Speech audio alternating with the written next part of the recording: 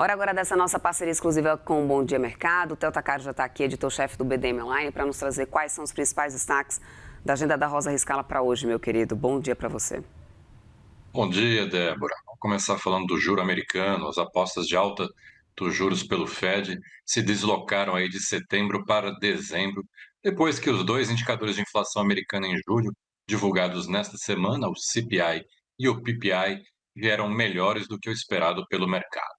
O presidente do Fed de Chicago, Austan Goolsbee, afirmou que a inflação acumulada em 12 meses, que ainda está rodando aí em torno de 3%, está acima do desejável, mas avaliou que as leituras recentes ainda oferecem algum além. Para ele, se as pressões inflacionárias forem superadas, entre elas aí a alta do petróleo e o tarifaço do Donald Trump, a economia americana poderá voltar a ter uma inflação mais próxima da meta do Fed, que é de 2% ao ano. Outro membro do Fed, o Tom Barkin, reconheceu que está dividido entre focar no fato de que a inflação está acima da meta já há mais de 5 anos, ou observar que os preços agora estão desacelerando e que os choques recentes devem ser passageiros. Nesse sentido, o Barkin acredita que ainda não está claro se o Fed terá que subir o juro e aponta fatores otimistas, aí, como o fato do mercado de trabalho estar mais frágil e o arrefecimento gradual da inflação que ajuda a reduzir as expectativas. Depois do Fed e do PPI, aliás, desculpe, depois do CPI e do PPI nesta semana, as chances de manutenção dos juros pelo Fed são majoritárias em setembro, aí, com 65,2% de chances, e em outubro com 50,1%, ou seja, pelo levantamento do CME Group, o mercado adiou para a reunião de dezembro aí a aposta de um aperto monetário por lá. Já aqui no Brasil, o problema é outro, Nos últimos dias, temos visto aí uma verdadeira debandada do capital estrangeiro, especialmente depois que o JP Morgan rebaixou a recomendação do Brasil de compra para neutra na última terça-feira. Naquele dia, inclusive, a sangria de capital estranho da Bolsa Brasileira chegou a 4,7 bilhões de reais, aí, levando a fuga de recursos estrangeiros neste mês para casa dos 12 bilhões de reais.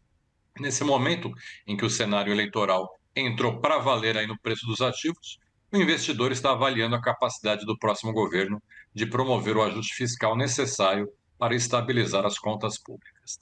Por essa razão, os analistas avaliam que a debandada do estrangeiro reflete justamente esse risco fiscal de o próximo governo não concretizar os cortes nos gastos.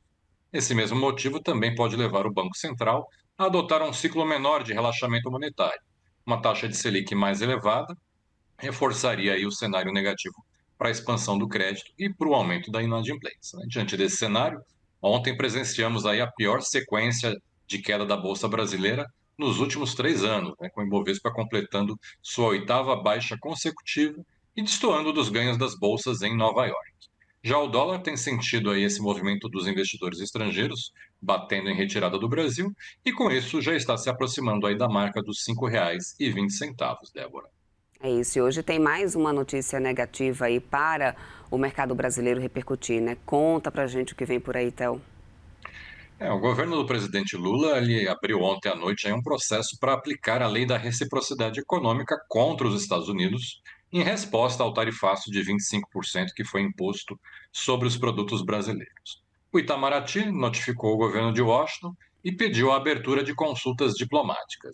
A decisão acrescenta aí uma nova fonte de tensão nos mercados, que já haviam reagido aí durante o pregão de ontem ao risco de uma deterioração das relações entre os dois países. Mais cedo, os Estados Unidos acusaram o Brasil e mais de 40 países de ajudarem a China a contornar as tarifas americanas de importação, com a promessa aí do assessor econômico da Casa Branca, o Peter Navarro, de adotar medidas para impedir o transbordo de produtos chineses.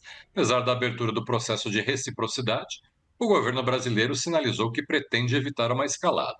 Numa entrevista ao Estadão, o ministro do Desenvolvimento, Márcio Elias Rosa, disse que a prioridade continua sendo a negociação com Washington, enquanto o processo na Camex deixa preparado aí um instrumento de reciprocidade para a adoção de contramedidas, caso sejam necessárias, Débora.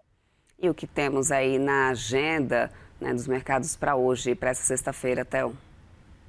Aqui no Brasil, daqui a pouquinho, às 9 da manhã, o IBGE divulga a PNAD contínua, né, com os dados do mercado de trabalho no trimestre encerrado em junho. Nos Estados Unidos, o destaque do dia é o dado de vendas no varejo em julho, que sai às 9h30 da manhã. A expectativa dos economistas é de uma alta de 0,1% na comparação com o mês anterior, após uma alta de 0,2% em junho. Às 11 da manhã, a Universidade de Michigan divulga a leitura preliminar de agosto dos índices de sentimento do consumidor, junto com as expectativas de inflação para 1 e 5 anos nos Estados Unidos.